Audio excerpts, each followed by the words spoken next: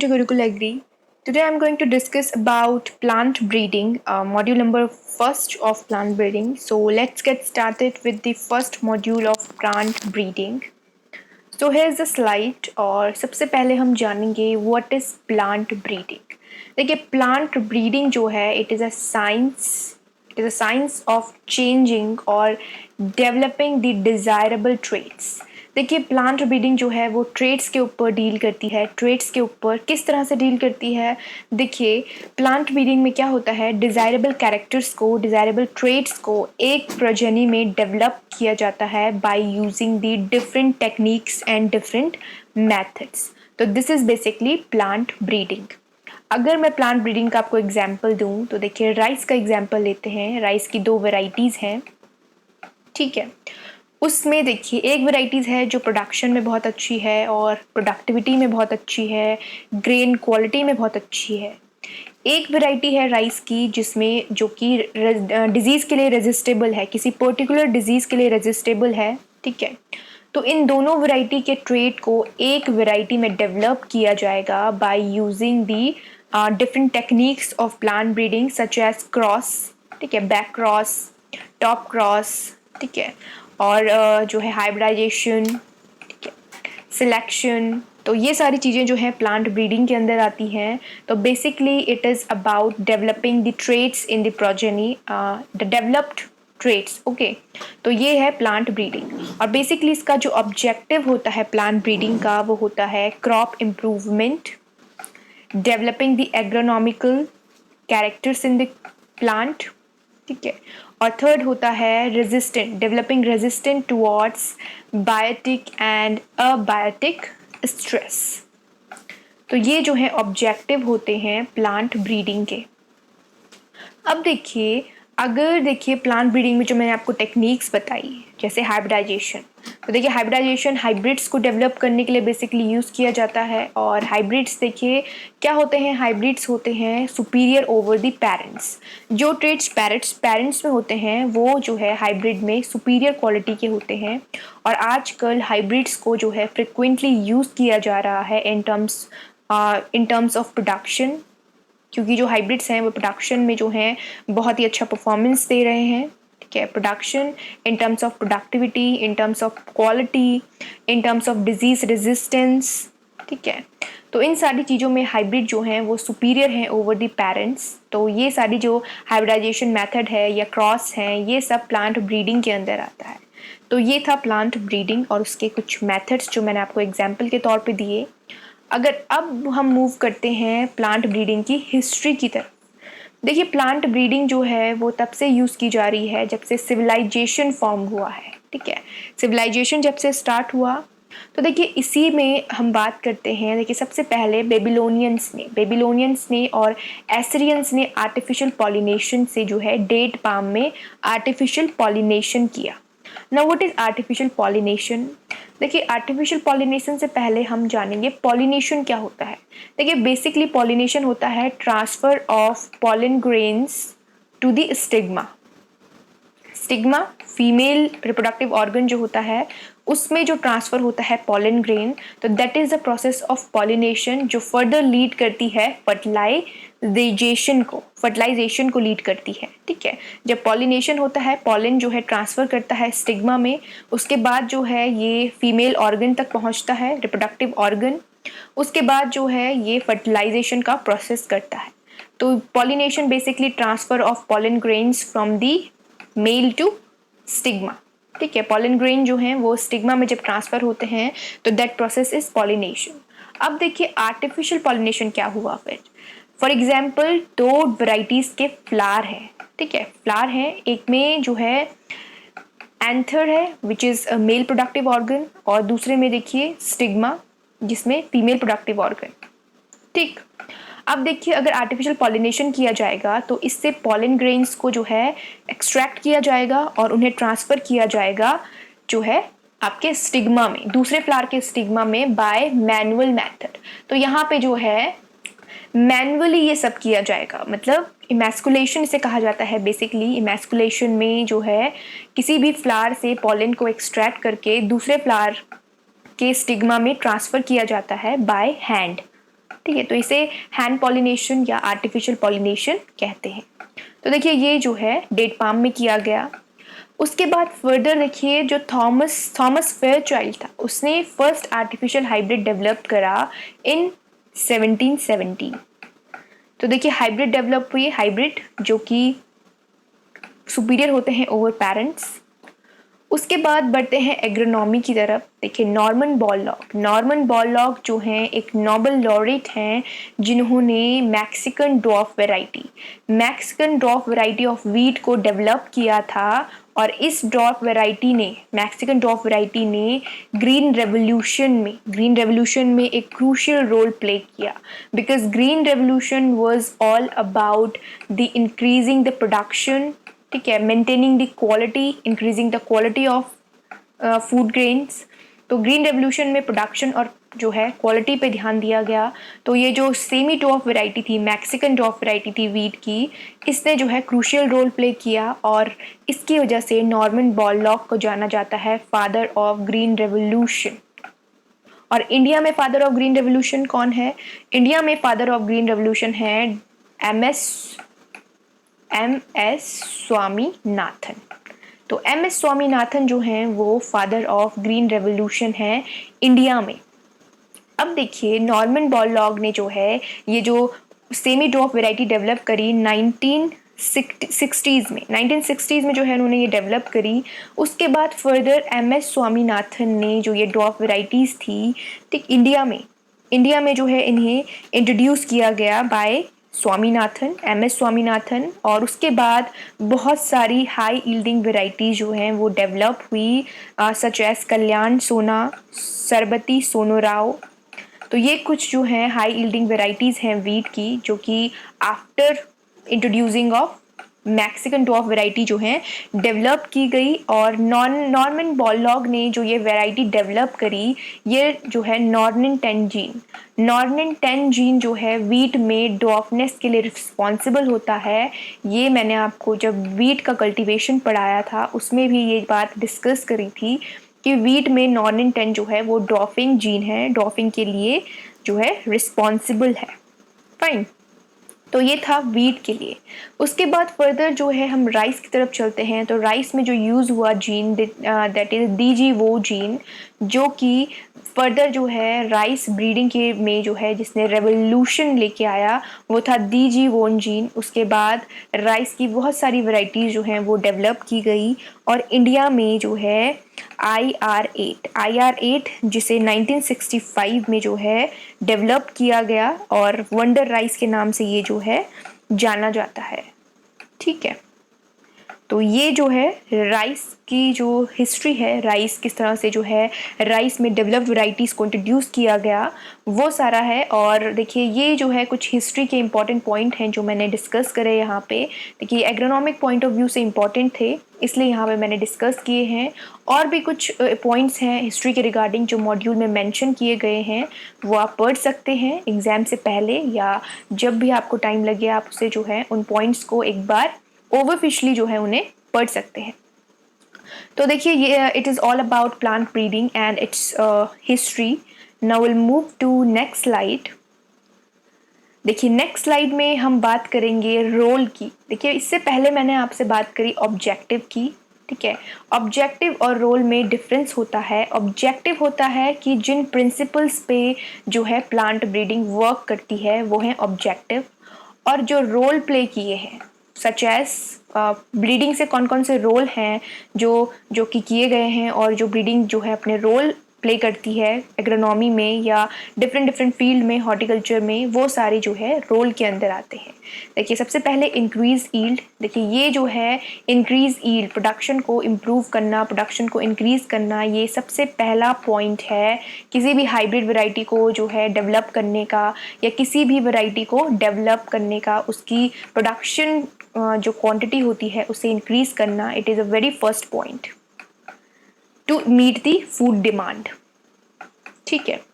उसके बाद improving the quality. देखिए क्वालिटी को मेंटेन करना, जैसे राइस में जो है अरोमा या जो उसका ग्रेन साइज होता है उसकी कुकिंग क्वालिटी होती है, ये सारी चीज़ें क्वालिटी में आती हैं। अगर मैं एग्जांपल दूँ वीट का, तो देखिए वीट में जो है baking quality, gluten content, protein, ये सारी चीज़ें जो है वीट की क्वालिटी हैं।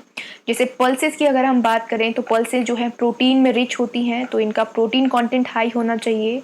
तो ये जो है क्वालिटी में आता है। उसके बाद बात करते हैं थर्ड पॉइंट की, जो है एलिमिनेशन ऑफ टॉक्सिक सब्सटेंस। देखिए जैसे HCN होता है, ज्वार में HCN पाया जाता है, तो जो इम्प्रूव्ड वैरायटीज़ होती हैं उनमें ये ट्रेट डेवलप किया जाता है कि उनमें जो कंटेंट हो वो कंपैरेटिवली जो अदर वैरायटीज़ होती हैं, कॉमन वैरायटीज़, उनसे कम होता है। और जैसे फॉर एग्जांपल जो मस्टर्ड है या जो ब्रेसिकेसी फैमिली को बिलोंग करते हैं, जैसे मस्टर्ड या अदर ब्रेसिकेसीज, उनमें जो है यूरेसिक जो है यूरेसिक कंटेंट जो है वो ज़्यादा पाया जाता है, तो उसे जो है इम्प्रूव वैरायटीज़ में कम किया जाता है, उसके कंटेंट को जो है, उस ट्रेट को जो है कि उसमें जो कंटेंट है वो कम हो, जिससे कोई भी हार्म जो है वो ह्यूमन को या एनिमल्स को ना पहुँचे। देखिए उसके बाद जो पॉइंट है resistant to biotic and abiotic stress. जो रेजिस्टेंस होती है एनवायरमेंटल्स के लिए, सॉइल प्रॉपर्टी के लिए, अदर एडवर्सिक क्लाइमेटिक कंडीशंस के लिए, उसके लिए जो है प्लांट रेजिस्टेबल होना चाहिए। और सेकंड है चेंज इन मेच्योरिटी ड्यूरेशन। देखिए चेंज इन मेच्योरिटी ड्यूरेशन का मतलब है कुछ वैरायटीज़ होती हैं जो शॉर्ट वैरायटीज़ होती हैं, डेवलप की जाती हैं बेसिकली शॉर्ट टर्म बेसिस के लिए, ताकि जो है वो जल्दी मैच्योर हो जाएं और फार्मर उन्हें जो है जल्दी मार्केट में सेल कर सके।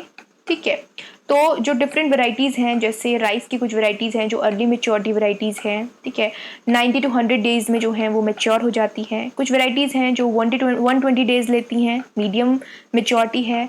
कुछ हैं जो लॉन्ग वैरायटीज़ हैं जो मोर देन 120 डेज़ लेती हैं। तो ये जो है मेच्योरिटी पीरियड है, तो ये डिपेंड करता है आपका इससे जो है एक सुटेबिलिटी फार्मर के अंदर है। फार्मर जो है अपनी अवेलेबिलिटी के अकॉर्डिंग, ठीक है, क्लाइमेट के अकॉर्डिंग जो है इन वैरायटीज़ को ग्रो कर सकता है। इनके जो टाइम ड्यूरेशन है उससे फार्मर डिसाइड कर सकता है कि उसे शॉर्ट टर्म वैरायटी जो है ग्रो करनी चाहिए या लॉन्ग टर्म वाली। ठीक है, तो ये जो है अदर फैक्टर्स पे भी डिपेंड करता है, तो यहाँ पे फार्मर के पास चॉइस होता है। ठीक है, उसके बाद इम्प्रूव्ड एग्रोनॉमिकल कैरेक्टर्स।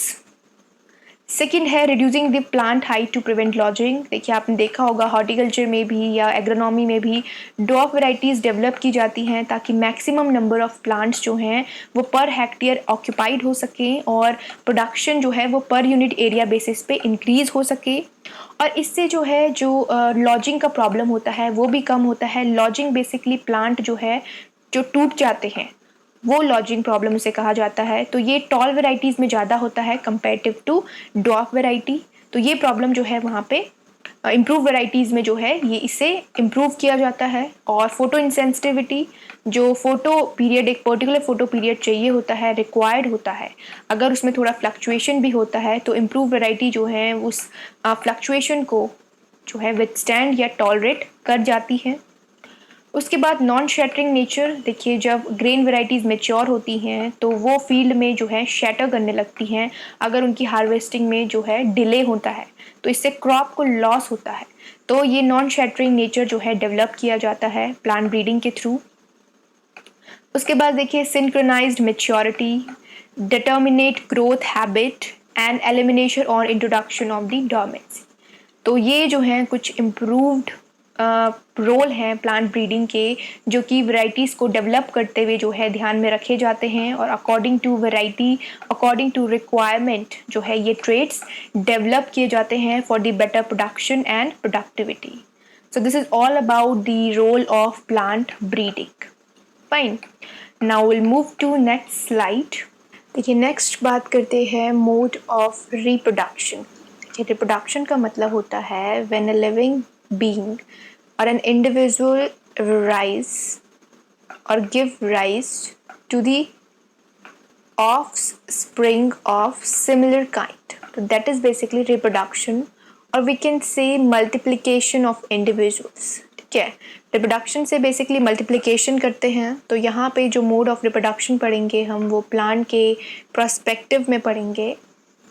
देखिए दो तरह के मोड ऑफ रिप्रोडक्शन होते हैं, एक होता है सेक्सुअल और एक होता है असेक्सुअल। यहाँ पे हम डिस्कस करेंगे सेक्सुअल रिप्रोडक्शन को।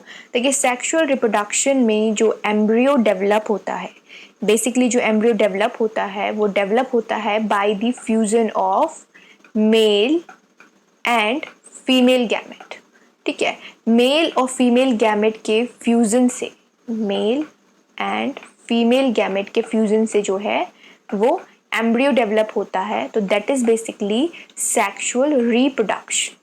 ठीक है, और सेक्सुअल रिप्रोडक्शन जो सीड से प्लांट ग्रो किए जाते हैं उनमें बेसिकली जो है वो सेक्सुअल रिप्रोडक्शन से ग्रो होते हैं। और सेक्सुअल रिप्रोडक्शन से ग्रो होने वाले प्लांट्स में जो है genetic purity, basically genetic purity को मेंटेन करने के लिए, प्योर लाइंस को मेंटेन करने के लिए और सीड प्रोडक्शन के लिए जो है सीड प्रोडक्शन के लिए सेक्सुअल रिप्रोडक्शन को प्रेफर किया जाता है। Although sexual reproduction is a time taking process है। अगर हम कंपेयर करें सेक्सुअल रिप्रोडक्शन से किसी प्लांट को ग्रो करके और असेक्सुअल मेथड से प्लांट को ग्रो करके, तो जो असेक्सुअल से डेवलप होगा वो प्लांट जो है उस कम टाइम लेगा ग्रो होने में, अपनी जो रिप्रोडक्टिव फेज है, वेजिटेटिव फेज को कंप्लीट करने में कंपेरेटिव टू सेक्सुअल रिप्रोडक्शन। ठीक है, सेक्सुअल रिप्रोडक्शन को हम फर्दर आगे जो है स्लाइड में डिटेल में डिस्कस करेंगे। यहाँ पे जानते हैं सेक्सुअल रिप्रोडक्शन के अंदर किस तरह से जो है मेल और फीमेल गैमेट्स बनते हैं और किस तरह से फ्यूजन होता है। तो देखिए अब फर्दर बात करते हैं सेक्सुअल रिप्रोडक्शन के साइकिल की, किस तरह से जो मेल और फीमेल पार्ट है वो डेवलप होते हैं एक फ्लावर के अंदर और किस तरह से फ्यूज़न होता है गैमेट्स का, वो इस साइकिल, इस इमेज से हम समझेंगे। तो देखिए सबसे पहले ये एक फ्लावर है जिसमें मेल और फीमेल पार्ट है। देखिए मेल पार्ट को कहा जाता है एंड्रोशियम और फीमेल पार्ट को कहा जाता है गाइनोशियम। देखिए गाइनोशियम में ओव्यूल एंड ओवरी होता है और जो आपका मेल पार्ट होता है एंड्रोशियम उसमें एंथर बेसिकली होते हैं, स्टेमन एंड एंथर। ठीक है, अब देखिए जब जो है सबसे पहला जो फेज आता है वो आता है स्पोरोजेनेसिस का। सेक्सुअल रिप्रोडक्शन में स्पोरोजेनेसिस, बेसिकली स्पोरोजेनेसिस होती है production of microspores and megaspores. Fine, अब देखिए जो माइक्रोस्पोर्स है यहाँ पे, देखिए ये वाला जो पार्ट है स्टेमन एंड एंथर, यहाँ पे माइक्रोस्पोरोजेनियम की प्रोसेस हो रही है which is about forming microspores. ठीक है, माइक्रोस्पोर्स में बेसिकली जो है मियोटिक सेल डिवीज़न होता है। मियोटिक सेल डिवीज़न जो पॉलन सैक होता है, पॉलन सैक एंथर में होता है, पॉलन सैक वो फर्दर अंडरगो करता है मियोटिक सेल डिवीज़न में to form the haploid cell. Haploid cell जिनमें जो है क्रोमोसोम सेट, जो एक सेट क्रोमोसोम होता है हैप्लॉइड सेल। ठीक है, सिंगल जिसे कहा जाता है सिंगल सेट ऑफ क्रोमोसोम। तो ये जो है आपके हैप्लॉइड सेल्स कहा जाते हैं। हैप्लॉइड सेल फॉर्म करने के लिए जो है ये आपके pollen sac further cell division की थ्रू जो है माइक्रोस्पोर फॉर्म करता है। ठीक है, ये प्रोसेस होती है आपकी एंथर ये रहा मेल पार्ट में। उसके बाद यहाँ पे मेगास्पोर फॉर्म होते हैं ओव्यूल में। देखिए मेगास्पोर जो फॉर्म होते हैं वो सिंगल स्पोरोफिटिक सेल जो है इनसाइड द ओव्यूल जब अंडरगो करती है through the meiotic division to form the haploid cell. Haploid cell जिसमें जो है सिंगल या हाफ बोल सकते हैं, हाफ जो है क्रोमोसोम नंबर होते हैं। तो वहाँ पे जो है यहाँ पे डिवीज़न होता है और ये फॉर्म करती है हैप्लॉइड सेल। तो ये होता है मेगास्पोर फॉर्म होते हैं यहाँ पे अंडर दी ओव्यूल। तो ये फीमेल पार्ट में होता है मेगास्पोरोजेनियम या फॉर्मेशन ऑफ मेगास्पोर जिसे कहते हैं। फाइन, तो सबसे पहली प्रोसेस स्पोरोजेनेसिस की होती है। देखिए अब आफ्टर स्पोरोजेनेसिस जो सेकेंड फेज आती है that is gametophyte. Gametophyte basically the production of male and female gamete.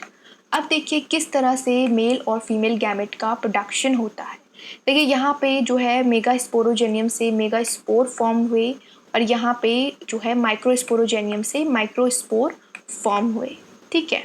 अब उसके बाद देखिए जो फर्दर प्रोसेस होती है गैमेटोफाइट्स की, जिसमें माइक्रो गैमेटोफाइट और मेगा गैमेटोफाइट्स फॉर्म होते हैं। देखिए micro gametophytes basically it's the maturation और we can say production of male gamete, और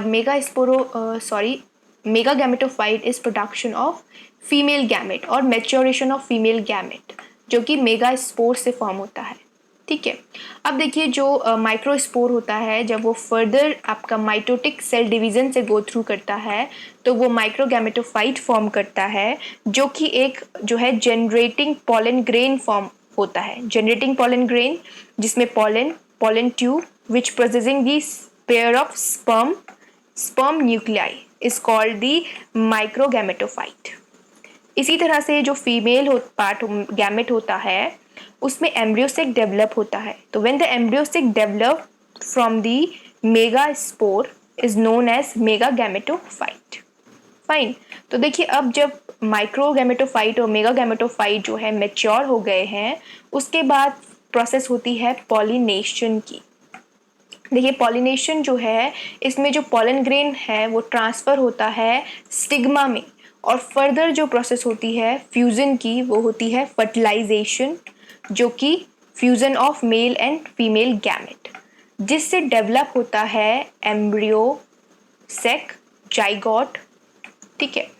और इसके बाद जो है हमारा सीड जो है, सीड डेवलप होता है, और सीड से जो है प्लांट, एक यंग प्लांट जो है वो डेवलप होता है। ठीक है। तो this is basically the process of sexual reproduction. तो सेक्सुअल रिप्रोडक्शन में जो है ये फेजेस होती हैं, स्पोरोजेनेसिस, गैमेटोजेनेसिस या गैमेटोफाइट, फर्दर पॉलिनेशन, और वी कैन से फर्टिलाइजेशन, क्योंकि पॉलिनेशन में जो है जो ट्रांसफ़र होता है पॉलन ग्रेन का, उसके बाद जो है फ्यूज़न होता है विच इज़ फर्टिलाइजेशन, और उसके बाद जाइगोट फॉर्म करते हैं। ठीक है। तो ये जो है प्रोसेस है आपकी सेक्सुअल रिप्रोडक्शन की। ठीक है। देखिए ये जो रेड मार्क यहाँ पे दिख रहा है, यहाँ पे एन मतलब हैप्लॉइड स्टेज है।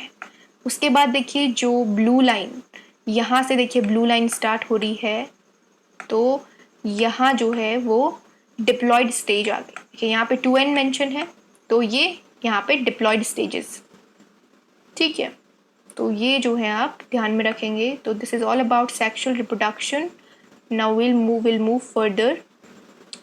देखिए नेक्स्ट हम बात करेंगे फर्टिलाइजेशन की। देखिए फर्टिलाइजेशन मैंने आपको बताया fusion of male and female gamete जो है वो फर्टिलाइजेशन प्रोसेस कहलाती है, जिसमें मेल और फीमेल गैमेट का फ्यूज़न होता है, उसके बाद जाइगोट फॉर्म होता है, that is known as fertilisation. देखिए इमेज से हम समझेंगे।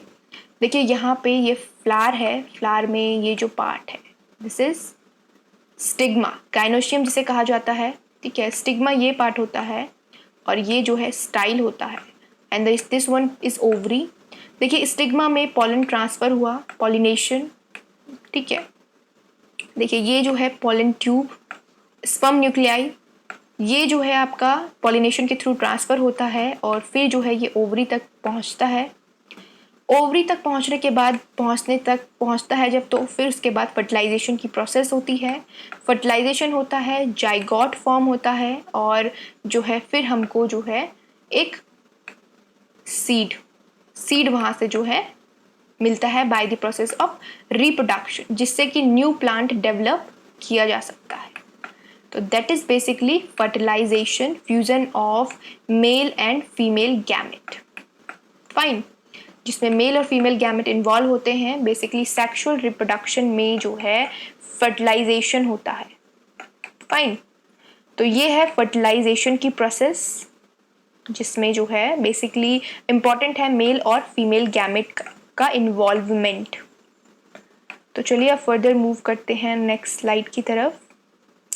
देखिए नेक्स्ट स्लाइड में हम बात करेंगे असेक्सुअल रिप्रोडक्शन की। देखिए asexual reproduction, multiplication of plant without the fusion of male and female gamete.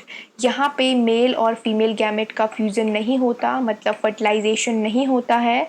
बिना फर्टिलाइजेशन के यहाँ पे जो है प्लांट का मल्टीप्लिकेशन होता है, तो उसे कहा जाता है असेक्सुअल रिप्रोडक्शन।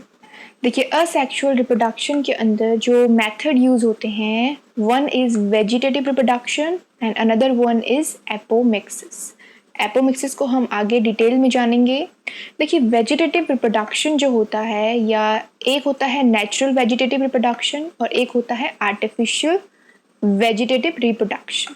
देखिए जो नेचुरल होता है, इसमें जो प्लांटिंग मटेरियल होता है वो नेचुरली अकर करता है, और जैसे जो प्लांटिंग मटेरियल होगा वो प्लांट का ही पार्ट होगा, ठीक है। लेकिन जो आर्टिफिशियल मेथड होता है उसमें प्लांटिंग मटेरियल को प्रिपेयर किया जाता है, जैसे कटिंग्स को प्रिपेयर किया जाता है। वो प्लांट का पार्ट तो होता है लेकिन उन्हें प्रिपेयर करके जो है कटिंग को एक मेजरमेंट को लेके कटिंग को प्रिपेयर किया जाता है और फिर जाके फील्ड में उसे प्लांट किया जाता है, या जो है प्लॉट में पॉट में उसे प्लांट किया जाता है, ठीक है। नॉट प्लॉट में, इट्स पॉट, फाइन। अब देखिए जो वेजिटेटिव रिप्रोडक्शन होता है या नेचुरल वेजिटेटिव रिप्रोडक्शन, इसमें हम बात करते हैं सबसे पहले राइजोम की। देखिए rhizome as a planting material use किया जाता है असेक्सुअल मोड ऑफ रिप्रोडक्शन में, जिसमें मल्टीप्लिकेशन किया जाता है प्लांट का थ्रू राइजोम। मतलब फील्ड में जो है राइजोम्स को लगाया जाता है ताकि जो है न्यू प्लांट ग्रो किया जा सके, ठीक है। तो राइजोम यूज होते हैं टर्मरिक में और जिंजर में, ठीक है। इसी तरह से ट्यूबर, देखिए ट्यूबर जो है पोटैटो में यूज होता है। ट्यूबर को जो है फील्ड में लगाया जाता है ताकि न्यू पोटैटो प्लांट ग्रो हो सके, तो as a planting material tuber use होता है। उसके बाद बात करते हैं कोर्म की। देखिए कोर्म जो है वो अरबी जिसे कोलकेसिया एस्कुलेंटा कहते हैं, उसमें यूज़ होता है, उसके मल्टीप्लिकेशन में यूज़ होता है। देखिए असेक्सुअल रिप्रोडक्शन से जो प्लांट ग्रो होते हैं बेसिकली वो ट्रू टू टाइप होते हैं, और उनमें जो है जो टाइम ड्यूरेशन होती है कंपेरेटिव टू सेक्सुअल रिप्रोडक्शन, इनका टाइम ड्यूरेशन जो होता है वो लेस होता है ग्रो होने का। अगर हम सेक्सुअल रिप्रोडक्शन से किसी प्लांट को ग्रो करते हैं तो उसका जो टाइम होगा it will take more time than asexual mode of reproduction, ठीक है। तो ये कोर्म जो कि अरबी में यूज़ होता है। उसके बाद बल्ब की बात करते हैं। देखिए बल्ब जो है वो अनियन और गार्लिक के लिए यूज़ किया जाता है, मल्टीप्लिकेशन के लिए एज अ प्लांटिंग मटीरियल, ठीक है। तो ये जो है, और स्टोलन की अगर बात करें, रनर्स की अगर बात करें, तो देखिए स्ट्रॉबेरी में रनर्स यूज़ किए जाते हैं, स्ट्रॉबेरी प्लांट में स्टोलन्स न्यू प्लांट को ग्रो करने के लिए। तो ये सारे जो हैं वो वेजिटेटिव मोड ऑफ रिप्रोडक्शन है अंडर असेक्सुअल रिप्रोडक्शन। उसके बाद एक मेथड आता है जिसमें आर्टिफिशियल मेथड ऑफ रिप्रोडक्शन जो है वेजिटेटिव, ठीक है, वेजिटेटिव आर्टिफिशियल वेजिटेटिव मेथड, जिसमें स्टेम कटिंग और रूट कटिंग आता है। देखिए स्टेम कटिंग जो है वो टेंडर प्लांट से जो है स्टेम की कटिंग ली जाती है इस तरह से, और उसे जो है विद नोड जो है फील्ड में या पॉट में जो है लगाया जाता है कटिंग को, और उसे जो है जो रिक्वायर्ड न्यूट्रिएंट्स होते हैं, वाटर होता है, वो सारी रिक्वायरमेंट जो है उसे दी जाती हैं ताकि वो एक न्यू प्लांट में डेवलप हो सके। तो ये स्टेम कटिंग होती है, इसमें स्टेम पोर्शन लिया जाता है। अगर मैं बात करूँ रूट कटिंग की, तो देखिए रूट में जो है रूट पोर्शन लिया जाता है और रूट को फिर जो है न्यू प्लेस में इसे as a planting material use किया जाता है, जिससे न्यू प्लांट ग्रो होता है। तो ये जो है कटिंग्स को फॉर्म किया जाता है bye artificial method. Artificial method मतलब यहाँ पे जो है इन्हें ये नेचुरली जो है कटिंग ग्रो नहीं हो सकती, कटिंग को प्रिपेयर करना पड़ता है, चाहे वो रूट कटिंग हो या स्टेम कटिंग हो। और इन्हें बेसिकली हॉर्टिकल्चर क्रॉप में जो है फ्रिक्वेंटली और जो है बहुत ही ज़्यादा फेमस जो हैं ये हॉर्टिकल्चर क्रॉप के लिए हैं। बेसिकली हॉर्टिकल्चर क्रॉप में cutting method, root cutting method जो हैं ये अडॉप्ट किए जाते हैं फॉर मल्टीप्लिकेशन ऑफ प्लांट, और इनमें जो है इम्प्रूव ट्रेड्स को डेवलप करने के लिए भी जो है कटिंग का यूज़ किया जाता है, ठीक है। तो ये कुछ जो है वेजिटेटिव रिप्रोडक्शन के मेथड हैं। अब मूव करते हैं नेक्स्ट स्लाइड की तरफ। देखिए नेक्स्ट स्लाइड में हम बात करेंगे another method of asexual reproduction which is apomixis. अब देखिए एपोमिक्सिस को असेक्सुअल मोड ऑफ रिप्रोडक्शन क्यों कहते हैं, क्योंकि इसमें जो सीड का डेवलपमेंट होता है वो विदाउट सेक्सुअल फ्यूजन होता है, मतलब विदाउट फर्टिलाइजेशन होता है। विदाउट फर्टिलाइजेशन सीड का डेवलपमेंट होता है। अब वो कैसे होता है ये हम जानेंगे आगे फर्दर, लेकिन यहाँ पे अगर एपोमिक्सिस को आपको पूछा जाए तो apomixis is asexual mode of reproduction because the seed develop from apomixis is does not basically it doesn't go through the fertilisation process. ठीक है, फर्टिलाइजेशन मैंने आपको बताया है, फर्टिलाइजेशन होता है fusion of male and female gamete. अब देखिए जो एपोमिक्सिस है, एपोमिक्सिस जो फिनोमिना है, इसे ल्यूवेनहॉक ने जो है 1719 में ये फिनोमिना दिया कि एपोमिक्सिस में जो डेवलपमेंट होता है सीड का वो बिना फर्टिलाइजेशन प्रोसेस के होता है, और ये बेसिकली हायर प्लांट्स में बेसिकली पाया जाता है एपोमिक्सिस।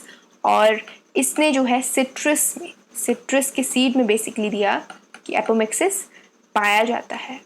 अब देखिए एपोमिक्सिस डिफरेंट टाइप का होता है, जैसे parthenogenesis, apogamy, apospory, adventive embryony, ठीक है, रेकरेंट, नॉन रेकरेंट, ऑब्लिगेट, फैकल्टेट।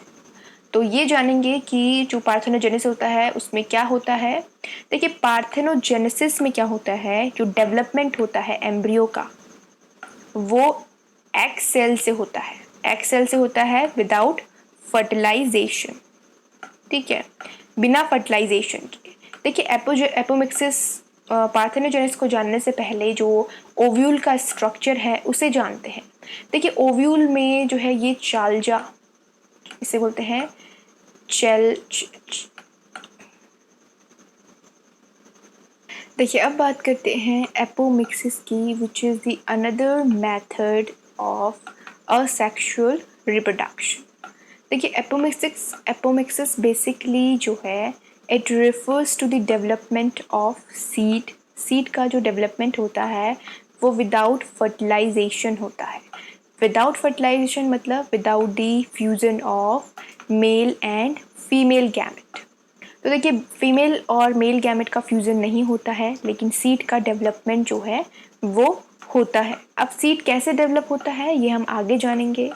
देखिए एपोमिक्सिस जो है वो ल्यूवेनहॉक ने जो है एपोमिक्सिस का फिनोमिना दिया था इन 1719 इन सिट्रस सीड। तो देखिए इस ल्यूवेनहॉक ने जो है ये फिनोमिना डिस्कवर्ड किया कि एपोमिक्सिस अकर करता है प्लांट में, जिसमें जो सीड होता है वो बिना फर्टिलाइजेशन के डेवलप होता है। अब देखिए जो एपोमिक्सिस है वो डिफरेंट टाइप का होता है, ये जानेंगे, बट उससे पहले हम जो है जो ओव्यूल का स्ट्रक्चर है उसे जानेंगे। देखिए ओव्यूल में जो है ये माइक्रोपाइल है, माइक्रोपाइल जहाँ से जो है पॉलिन ग्रेन एंटर करता है, ठीक है। ये जो है आपका प्लेसेंटा है, सपोर्ट करता है, फ्यूनिकल जो नरिशमेंट और सपोर्ट प्रोवाइड करता है। ये जो है चिलाजा है जो कि आउटर कवरिंग है, प्रोटेक्ट करती है। इंटेग्यूमेंट्स, ये देखिए इंटेग्यूमेंट्स हैं, आउटर इंटेग्यूमेंट, इनर इंटेग्यूमेंट। ये जो है सेकेंडरी न्यूक्लियस है, एम्ब्रियो सैक है, और एम्ब्रियो सैक के अंदर देखिए एम्ब्रियो सैक के अंदर एंटीपोडल सेल, 3 एंटीपोडल सेल होती हैं, 2 सिनर्जिड सेल होती हैं, और इसमें जो है एक यहाँ बीच में एग होता है, ठीक है। और ये सब जो है वो एम्ब्रियो सैक के अंदर होता है। तो ये जो है ओव्यूल का स्ट्रक्चर है, ओव्यूल का स्ट्रक्चर। अब देखिए ओव्यूल का जो स्ट्रक्चर है वो किस तरह से हमारे आगे जो है जो हम टाइप पढ़ेंगे एपोमिक्सिस के उसमें किस तरह से काम आएगा। देखिए जो पार्थेनोजेनेसिस होता है, पार्थेनोजेनेसिस में जो एम्ब्रियो का डेवलपमेंट होता है वो बिना फर्टिलाइजेशन के होता है, ठीक है। तो इसमें जो एम्ब्रियो डेवलप होता है, ठीक है, देखिए जो एम्ब्रियो डेवलप हो रहा है, एम्ब्रियो या जो सीड डेवलप होता है वो होता है बिना फर्टिलाइजेशन के पार्थेनोजेनेसिस में। तो बेसिकली जो एम्ब्रियो डेवलप होता है पार्थेनोजेनेसिस में वो एग सेल से होता है, ठीक है, एग सेल्स जो होती हैं उनसे होता है। इसी तरह से एपोगेमी की अगर बात करें तो देखिए एपोगेमी में जो एम्ब्रियो का ओरिजिन होता है वो ईदर ऑफ सिनर्जिड सेल और एंटीपोडल सेल, या तो सिनर्जिड सेल से होगा या एंटीपोडल सेल से होगा। देखिए यहाँ पे देखते हैं, देखिए ये जो है एंटीपोडल सेल हैं, 3 एंटीपोडल सेल, ये जो है सिनर्जिड सेल हो गई और ये हो गई एग सेल। जैसे हमने पार्थेनोजेनेसिस में देखा कि एग सेल से जो है एम्ब्रियो का डेवलपमेंट हो रहा है, इसी तरह से एपोगेमी में जो एम्ब्रियो डेवलप होता है वो या तो सिनर्जिड सेल से डेवलप होगा या वो जो है इधर एंटीपोडल सेल होती है और या फिर सिनर्जिड सेल से डेवलप होगा। तो ये बिना फर्टिलाइजेशन के होता है, डायरेक्टली सेल से डेवलप होता है, तो ये एपोगेमी होता है, एपोगेमी एपोमिक्सिस। अब देखिए नेक्स्ट जो टाइप है एपोस्पोरी। कि एपोस्पोरी में क्या होता है, ये जो एम्ब्रियो सैक है, ठीक है, diploid cell of ovule, ovule की जो डिप्लॉयड सेल होती हैं lying outside the embryo sac, embryo sac के बाहर जो डिप्लॉयड सेल होती हैं वो एक अनदर एम्ब्रियो सैक फॉर्म करती हैं, ठीक है। और जो एम्ब्रियो जो है डेवलप होता है directly from the diploid egg cell, उन डिप्लॉयड एग सेल से जो एम्ब्रियो फॉर्म होता है without the fertilisation process is known as apospory apomixis, ठीक है।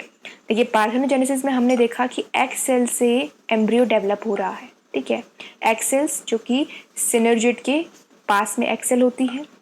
एपोगेमी में हमने देखा कि जो एम्ब्रियो डेवलप हो रहा है वो या तो सिनर्जिड सेल से हो रहा है या एंटीपोडल सेल से हो रहा है, ठीक है।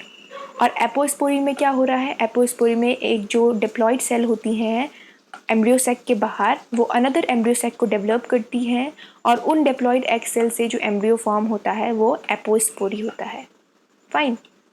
अब उसके बाद आता है एक और term that is adventive embryony. देखिए एडवेंटिव एम्ब्रियोनी जो है इसमें देखिए जो एम्ब्रियो डेवलप होता है किस तरह से होता है, एम्ब्रियो का जो डेवलपमेंट होता है वो डिप्लॉयड सेल से होता है जो कि ओव्यूल के बाहर होती है, ठीक है।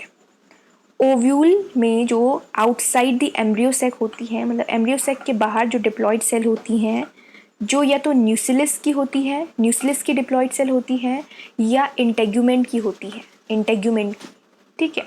देखिए जैसे जो एपोस्पोरी था, एपोस्पोरी में एम्ब्रियो सैक का डेवलपमेंट होता है, ठीक है, अनदर एम्ब्रियो सैक का। यहाँ पे जो डिप्लॉयड सेल हैं out of the embryo sac या तो वो न्यूक्लियस की डिप्लॉयड सेल होंगी या वो इंटेग्यूमेंट की डिप्लॉयड सेल होंगी। तो वो जो है ईदर न्यूक्लियस ईदर इंटेग्यूमेंट ये फॉर्म करती हैं एम्ब्रियो को डायरेक्टली, तो that is basically adventive embryony. जब एम्ब्रियो जो है डेवलप होता है डिप्लॉयड सेल से ईदर ऑफ न्यूक्लियस और ईदर ऑफ इंटेग्यूमेंट, या तो इंटेग्यूमेंट की डिप्लॉयड सेल से फॉर्म होगा या न्यूक्लियस की डिप्लॉयड सेल से फॉर्म होगा, तो उसे कहा जाएगा एडवेंटिव एम्ब्रियोनी। देखिए जो एडवेंटिव एम्ब्रियोनी है ये सिट्रस में पाई जाती है, सिट्रस में, ठीक है। तो ये है एडवेंटिव एम्ब्रियोनी। उसके बाद बात करते हैं रिकरेंट एपोमिक्सिस की। देखिए रिकरेंट एपोमिक्सिस में जो एम्ब्रियो होता है वो डिप्लॉयड एग सेल से और from the diploid cells of embryo sac, या तो डिप्लॉयड एग सेल्स होती हैं जो, देखिए यहाँ पे देखते हैं, देखिए ये तो जो डिप्लॉयड एग सेल्स होती हैं या जो डिप्लॉयड एम्ब्रियो सैक होता है, ठीक है, एम्ब्रियो सैक की जो सेल होती हैं डिप्लॉयड सेल्स उनसे बिना फर्टिलाइजेशन के फॉर्म होता है, तो दैट इज रिकरेंट एपोमिक्सिस। और ये एलियम सेपा और ब्लू ग्रास इन जैसे प्लांट्स में पाया जाता है, ठीक है। उसके बाद देखिए दूसरा है नॉन रिकरेंट एपोमिक्सिस। देखिए नॉन रिकरेंट एपोमिक्सिस में जो एम्ब्रियो डेवलप होता है वो हैप्लॉइड सेल और any other haploid cell of embryo sac. देखिए ये जो एम्ब्रियो सैक है, ये देखिए इस वाली इमेज में देखेंगे, यहाँ पे ये जो है वो एम्ब्रियो सैक है, इसके अंदर जो हैप्लॉइड सेल होती हैं उससे जब एम्ब्रियो फॉर्म होता है बिना किसी फर्टिलाइजेशन प्रोसेस के, तो that is non recurrent apomixis, ठीक है। तो ये जो है एपोमिक्सिस होता है। देखिए जो रिकरेंट है, नॉन रिकरेंट ऑपोजिट है, रिकरेंट डिप्लॉयड सेल से फॉर्म होता है, डिप्लॉयड सेल जो कि एम्ब्रियो सैक की डिप्लॉइड सेल होती है या जो है एग सेल, और नॉन रिकरेंट जो होता है वो एम्ब्रियो सैक की हैप्लॉइड सेल से डेवलप होता है। ठीक है, तो ये नॉन रिकरेंट है। फाइन, उसके बाद बात करते हैं नेक्स्ट ऑब्लिगेट एपोमिक्सिस। देखिए ऑब्लिगेट एपोमिक्सिस वो एपोमिक्सिस है जिसमें जो है ऑब्लिगेट में जो रिप्रोडक्शन है, ठीक है, वो ओनली बाय एपोमिक्सिस होता है, तो दैट इज ऑब्लिगेट एपोमिक्सिस। उसमें जो रिप्रोडक्शन मोड होगा वो सिर्फ एपोमिक्सिस होगा, तो that will be obligate apomixis. उसके बाद अगर मैं बात करूँ फैकल्टेटिव एपोमिक्सिस की, तो फैकल्टेटिव एपोमिक्सिस उस प्रोसेस को, उस कंडीशन को कहा जाता है जहाँ पे सेक्सुअल रिप्रोडक्शन के साथ एडिशनली जो है एपोमिक्सिस अकर करता है, तो that is basically facultative apomixis. चलिए ये था apomixis which we have discussed in detail. तो आज का जो टॉपिक था प्लांट ब्रीडिंग का module number first, it has been completed here. I hope you guys will understand it as well. तो चलिए मिलते हैं नेक्स्ट टॉपिक में, we will discuss it very soon. Till then you guys keep studying and keep working hard. Thank you so much.